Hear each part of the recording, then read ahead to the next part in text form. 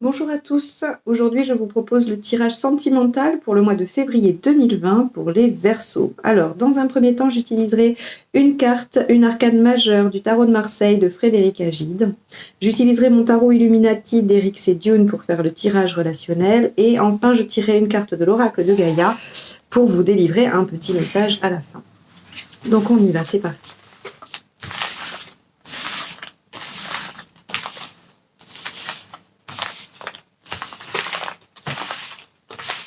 Alors, cette carte-là va nous donner une coloration un petit peu du mois, hein, de ce qui pourrait être, on va dire, le ton. Voilà.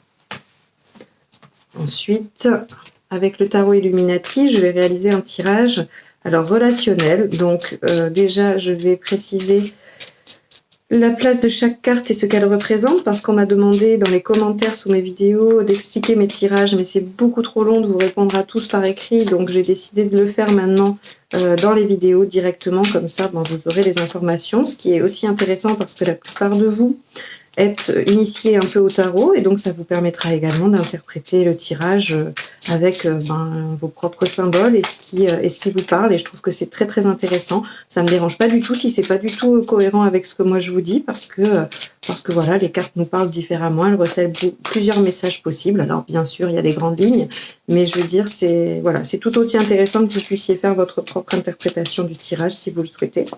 Donc voilà, c'est très intéressant, je suis tout à fait d'accord avec ça, et je trouve ça je trouve intéressant. Alors, donc cette carte vous représente vous.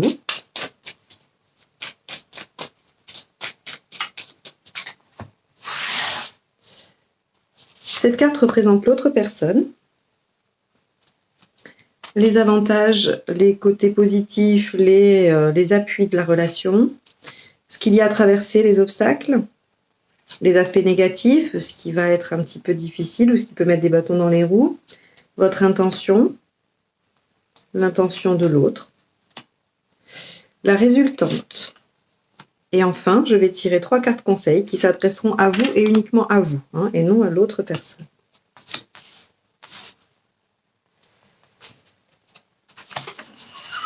Alors, pour les célibataires, je précise, vous pouvez vous attacher aux cartes qui représentent vous, le consultant, comme je l'ai décrit. Vous pouvez vous dire que les cartes représentant l'autre sont peut-être les cartes de la personne à laquelle vous pensez. Et s'il n'y a vraiment personne dans votre vie, c'est probablement la personne qui est en chemin, qui pourrait survenir sur votre route au mois de février. Voilà, alors on y va. La roue de la fortune, très bien. Alors, visiblement, les Verseaux, là, c'est en pleine ascension, hein, puisqu'elle est droite. C'est le changement, l'avancement, la progression. Là, on gagne, on va dire, en niveau. Alors, en niveau, vu que c'est du sentimental, peut-être qu'il y a un engagement supplémentaire, peut-être qu'il y a des progressions, peut-être qu'on a réussi à passer un cap au mois de janvier, hein, et que du coup, on va être dans une énergie davantage progressiste, vraiment, où les choses vont avancer, hein. Donc, on va aller voir un petit peu comment se décline le tirage pour préciser tout ça. Et ça a l'air d'être une bonne énergie dynamique qui se présente à vous. Alors, effectivement, vous êtes représenté par le prince de Pentacle, hein. Donc le prince de Pentacle, qui représente le cavalier de Pentacle dans un jeu classique, m'indique ici que vous avez travaillé dur, vous avez fait des tâches peut-être répétitives et laborieuses, dans ce sens où vous avez été patient, vous avez été régulier, vous avez été vraiment peut-être même obstiné un petit peu, hein, et ça a payé. Ça a payé parce que l'autre en face est dans les dispositions de l'as de baguette, qui est le passage à l'action, hein, le passage à l'action, la nouveauté, le démarrage. Et donc visiblement, si vous aviez quelqu'un en vue, visiblement en février ça fonctionne, hein. En février vous y arrivez, la personne accepte et il y a un démarrage qui se fait. Si vous êtes en couple, et qu'il y avait peut-être, je ne sais pas, des projets en cours, mais qui tardaient à se mettre en place, là, l'autre vous a entendu, hein, le travail que vous avez fait en souterrain pour l'amener à accepter votre projet, ou en tout cas à y adhérer, à fonctionner, l'autre passe aussi à l'action, hein. Donc, votre travail paye, ce que vous avez mis en place paye, et l'autre est vraiment disposé à démarrer, à commencer, à agir, hein, avec vous. Alors, ce qu'il va falloir dépasser, ici, c'est la princesse de coupe. La princesse de coupe nous parle du valet de coupe. Alors, en tout cas, nous évoque le valet de coupe dans un jeu, on va dire, classique. Donc, le valet de coupe, qu'est-ce qu'il nous évoque? Il nous évoque la proposition à venir, les choses qui sont en chemin, ça tarde, c'est pas encore présent, c'est pas encore là. Donc, qu'est-ce qui pourrait être comme obstacle, vu que vous avez travaillé longtemps et qu'on voit que l'autre est dans des dispositions d'action? Alors ici, moi, ce que je vois, c'est peut-être que pour l'instant, il y a une impossibilité d'être ensemble. Peut-être que même si vous en avez tous les deux la volonté, et bien sûr, même si vous êtes en couple, il y a peut-être des déplacements, il y a peut-être des affaires courantes qui sont en ce moment plus importantes ou qui prennent toute la place et qui vous empêchent d'opérer ce rapprochement, qui vous empêchent éventuellement de passer à l'action dans ce que vous avez décidé. Il y a pour moi quelque chose de l'ordre du retard, de l'ordre du retard. Alors, c'est pas la signification, plein probablement commenteront en me disant mais le valet de coupe, c'est pas ça, c'est pas sa définition. Pour moi, le valet de coupe, c'est l'amour est en chemin, les choses arrivent. Et là, c'est un obstacle. Et donc, comme c'est un obstacle, pour moi, c'est qu'il y a retard dans cette arrivée. Cette arrivée du projet sentimental, du projet de votre vie de couple, de votre vie de la relation, peu importe, il y a du retard parce que ce valet de coupe ne peut pas apporter, c'est l'obstacle, il n'arrive pas à apporter ce qu'il faut pour que ça se concrétise. Donc voilà, soit il y a une distance géographique, soit il y a quelqu'un encore peut-être, on va voir, j'ai pas l'impression d'avoir d'énergie tierce, d'énergie d'une autre femme présente ici. Alors bien sûr, j'ai une princesse d'épée, j'ai une grande prêtresse, mais pour moi, ça n'évoque pas ça. Donc en tout cas, il y a quelque chose qui vous limite. Il y a quelque chose qui vous limite. Alors, le côté positif, c'est la grande prêtresse. Eh bien, ce qui est pas mal là-dedans, c'est que ça va vous permettre de mieux y réfléchir. Ça va vous permettre peut-être de prendre plus de temps, d'améliorer ce projet, d'améliorer éventuellement les conditions dans lesquelles vous pourriez vous réunir, de prendre le temps de mieux vous connaître avant de vous unir ou de passer à une relation plus concrète pour les gens célibataires. Pour les couples, peut-être que ça va vous demander un temps de réflexion supplémentaire, d'analyse, d'expérimentation. C'est en tout cas le côté positif de ce retard, de cet empêchement qu'il y a. Le côté négatif, c'est qu'effectivement, vous voudriez avancer. Vous voudriez avancer dans ce projet. Alors ici, ça peut être un projet de déménagement, ça peut être un projet en lien avec un voyage, avec un déplacement. Ça peut aussi être du projet à long terme, c'est-à-dire que vous avez envie de construire quelque chose sur du long terme. Et là, c'est un peu empêché. Mais finalement, on vous dit que le point positif, c'est qu'il va falloir y réfléchir un petit peu plus. Il va falloir y réfléchir un petit peu plus. Parce que dans votre intention, il y a la princesse d'épée. La princesse d'épée qui équivaut au valet d'épée, pardon. Le valet d'épée nous explique clairement qu'il va y avoir des choses révélées et qu'on va avoir de nouvelles informations pour ce dont on est préoccupé, ou en tout cas le projet qui nous préoccupe. Il y a de nouvelles informations qui arrivent. Et donc, ces nouvelles informations, elles sont nécessaires à la bonne marche du projet, ou en tout cas à la réalisation. Et c'est en ça, je pense, que le côté positif est la grande prêtresse, parce qu'il faut peut-être faire une pause dans ce projet pour avoir le temps d'obtenir ces informations supplémentaires. Ces informations supplémentaires qui vont vous aider, effectivement, à réaliser votre projet. L'intention de l'autre est de demander du soutien. Alors à sa famille, à son clan, à ses amis. En tout cas, on voit que il n'y a pas vraiment d'opposition, puisque l'autre est parti avec vous, il a envie de construire ce projet, il a envie d'aller dans la même direction, si c'est un démarrage de relation, il en a envie. Et dans cet empêchement, dans ce qui vous empêche d'avancer, l'autre personne a l'intention de demander de l'aide. Donc, je ne sais pas si c'est une distance géographique, si c'est des problèmes matériels, financiers qui vous empêchent de vous rapprocher, je n'en sais rien. En tout cas, vous avez l'intention d'en savoir plus, que les choses soient plus claires, et l'autre a l'intention de demander de l'aide pour pouvoir avancer dans cette situation. Le résultat, c'est le fou.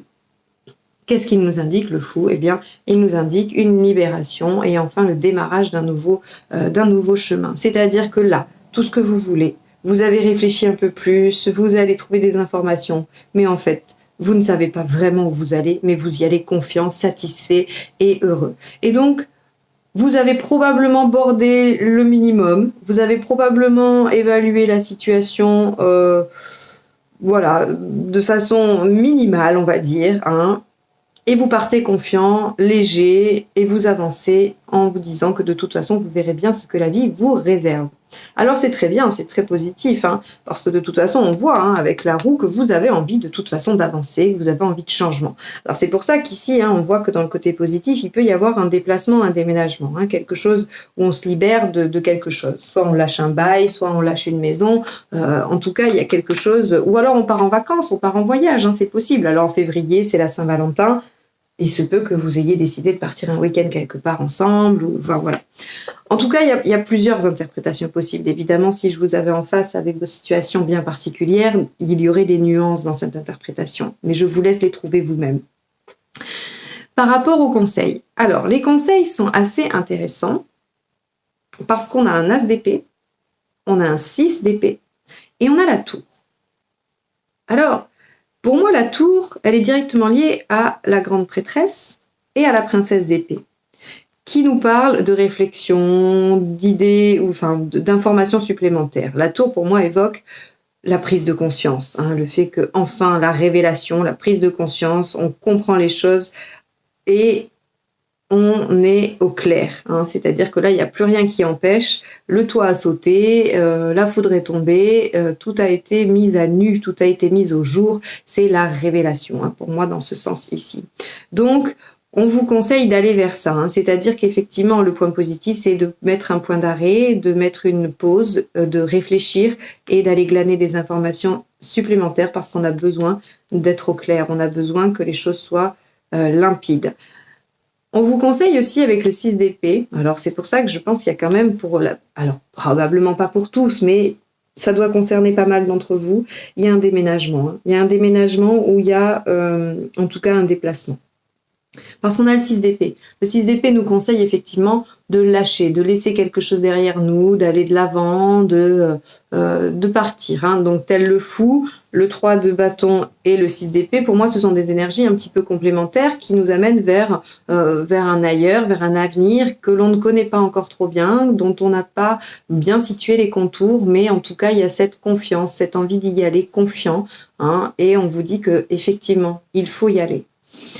Et on a l'As d'épée. L'As d'épée vous conseille effectivement d'être dans l'innovation, dans les idées. Hein. Donc là encore, pareil, aller chercher les informations, peut-être vous faire aider hein, avec votre partenaire, réfléchir, trouver quelque chose de nouveau, quelque chose d'innovant, afin d'obtenir un renouveau. Alors, j'espère que ça vous parlera parce que comme ça peut évoquer plein de situations différentes, je suis restée globalement assez abstraite. Mais c'est intéressant parce que j'imagine que vous allez réussir à voir en quoi ça résonne dans votre situation. Hein, et c'est peut-être mieux justement que je reste abstraite pour qu'il n'y ait pas des faits très très pragmatiques, très très réels qui viennent vous contrer dans cette possibilité de projection sur ce tirage. Hein.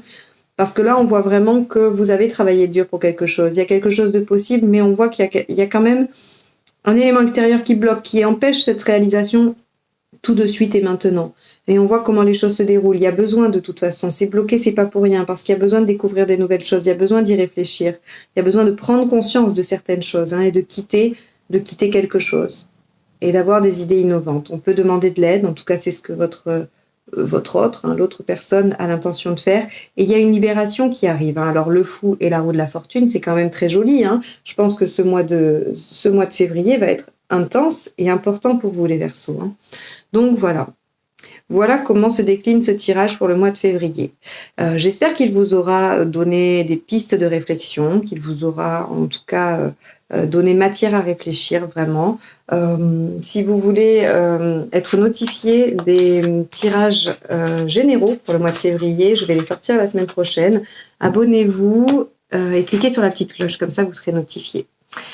Je vais tirer une carte de l'oracle de Gaïa et voir le message qui vous est délivré. Alors le mois dernier, j'avais pris la sagesse de l'oracle. Là, j'ai pris l'oracle de Gaïa. Je pense que je reprendrai la sagesse de l'oracle. Je le préfère. Alors là, il y en a trop qui sont tombés. Je ne vais pas vous les garder tous. Je pense que c'est l'oracle de Gaïa qui s'est vexé au moment où j'ai dit que je préférais l'autre. Je ne sais pas si les jeux de cartes peuvent se vexer. J'imagine que les jeux de cartes, non, mais les forces qui régissent les cartes probablement.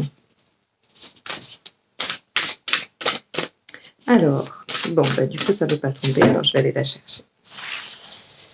Hop. Libération, rompre un attachement néfaste. Bon. On va aller voir ce que ça vous dit. Que vous en ayez conscience ou non, vous êtes devenu dépendant de quelque chose ou de quelqu'un.